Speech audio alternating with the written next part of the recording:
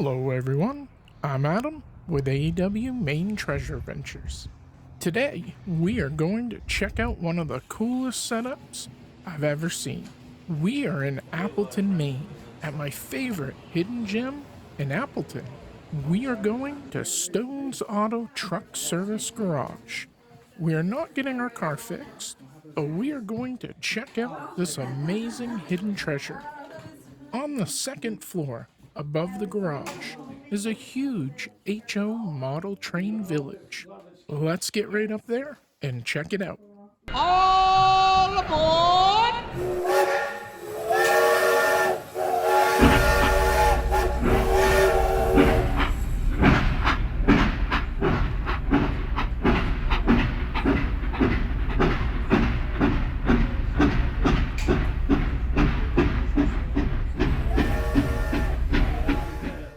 It doesn't matter if you're 2 or 102. This hidden gem is worth checking out. Just make sure you don't touch anything on or around the train setup. It's not yours. Just look at it. Oh, would you look at that? Just look at that. It's a great way to get you and your kids interested in something other than being on your phone, TV, or iPad. It gets everybody out of the house, experiencing and learning something new. Imagine you're driving through the scenic, rural roads of Appleton, Maine. You pass trees, houses, farmlands. Stop at Stone's Auto for an oil change or a brake job. It looks like your typical, hard-working Maine garage. But for 20 years, this building has held a secret that almost no one knew about. Well, what if I told you that directly above where mechanics are fixing trucks lies a bustling, hidden train village that has been growing for over 2 decades. Welcome to MidCoast HO model trains. Today, we're looking at a true hidden gem, a labor of love, and a secret that the owner is finally sharing with the world. Above all the grease and the tires is a 1/87th scale universe. This is MidCoast HO Trains, a hidden gem that spans the entire second floor of a former chicken barn. It wasn't built by a club. This incredible, expansive layout wasn't built by a company or a team of experts. It was the passion project of one man, Frank Briggs. Frank was a retired construction company owner and general contractor. In 1999, he sold this building to mechanic Dave Stone. But Frank stayed on with a life lease for the second floor apartment. Frank had been working on this for over 20 years, over 2 decades. He turned a bare floor into a masterpiece, handcrafting every building and scene individually. Frank didn't just buy kits and put them together. He built nearly every piece individually, bringing a 1950s to 1960s era vision to life. It's a testament to patience and, honestly, an artistic obsession. He even had a sense of humor. He once built a tiny version of Dave's Auto Shop into the layout just to see how long it would take Dave to notice it.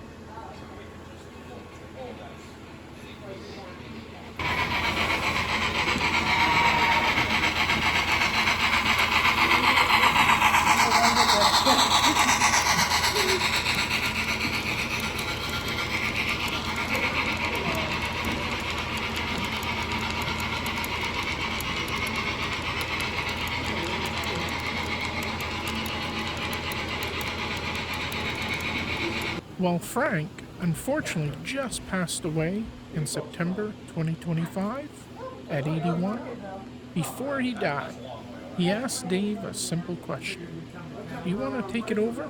Dave, a train enthusiast since his 20s, said yes. To honor his friend, Dave added a final piece to the layout, a small cemetery with a headstone for Frank, officially incorporating the creator into his own creation. His friend and the building's current owner, Dave Stone, has been honoring his memory ever since, opening this storybook scene to the public for the first time in 20 years. He's even looking to start a club of locomotive enthusiasts to help maintain and run the massive system. When you first walk in, the scale is overwhelming. This isn't a small tabletop layout. It takes up the entire second floor of the building. What makes this a hidden gem isn't just the size, it's the insane level of detail.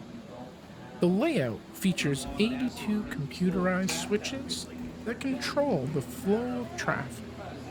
When a switch flips, the tiny target actually moves from yellow to green. Let's talk numbers. We're looking at 12 steam engines and 11 diesel engines, all navigating 82 switches. Make sure you go slowly around the entire setup. Look closely to all the things on the table, like a man working under his truck, a tiny nod to the garage below. There are bears in the woods, a tent on the mountain peak, and a bustling town scene. He created a complete functioning power station, a mountain range, a busy main street. Every scene tells a story. What makes this a hidden gem isn't just that it's hidden in a garage. It's that it's a living, breathing, personal world that feels alive. Try to find all the hidden Easter eggs throughout the train village. For example, a camping scene featuring 3 bears. The chase, a tiny dog chasing a tiny cat. The daily life, a man reading a newspaper at the hunting camp. Road workers filling potholes. A yard sale, and the graveyard. Look at the middle tombstone. This isn't just a train setup, it's a love letter to the 1950s and the 1960s. You'll see lumber mills, ice houses, and farmsteads that feel authentically Maine. Any of the Easter egg scenes that you can locate and find, add a comment about what other things you spotted. There is hundreds of Easter eggs. Good luck finding them all. Back in the day, I had an awesome train setup that my dad and I set up. It was nothing like this extravagant, but it was still pretty cool to do the planning and then setting everything up. The neat thing is, the setup is never really ever finished. It can be something that lasts decades down the road. You can take stuff off, add new stuff in, add new tracks or trains. It can be a forever adventure.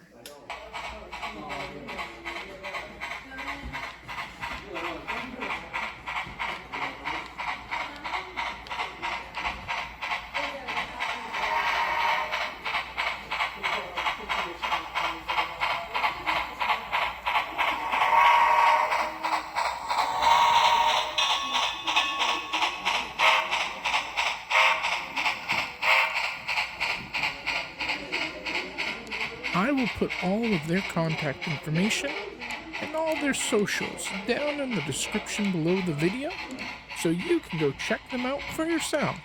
This is a must-see event. They have so many hidden Easter eggs within the train village. Try to find them all.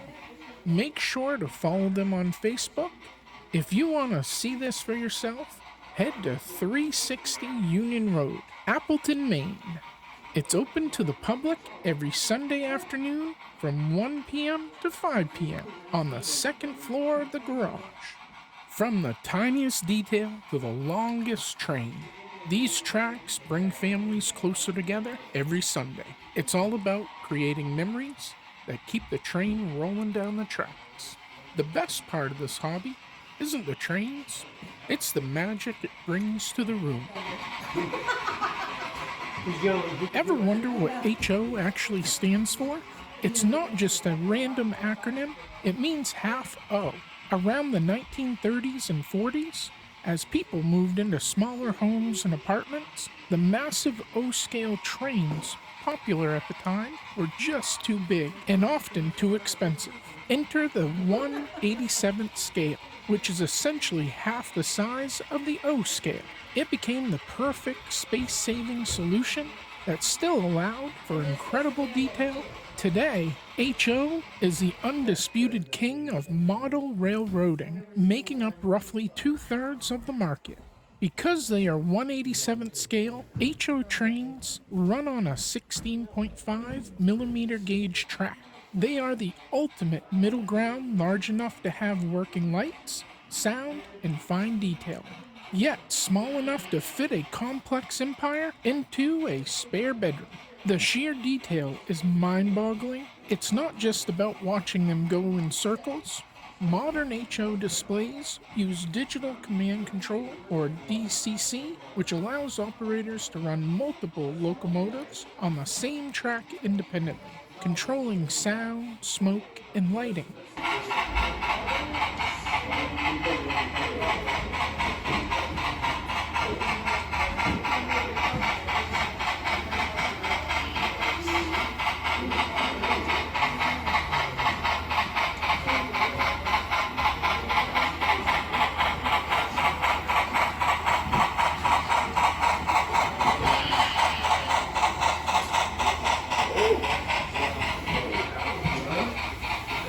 Some displays are so advanced they feature automated power management, adjusting voltage for locomotives climbing steep grades or moving through complex tunnels. It's a hobby that brings history to life, with many layouts perfectly recreating the 1950s, landscapes, or specific historic rail lines, such as the Maine Central or the Pennsylvania Railroad. Whether it's a simple, cozy Christmas setup under the tree or a sprawling, detailed basement museum, HO trains are popular because they bridge the gap between toy, art, and engineering. They are a timeless way to bring the magic of the rails right into your home.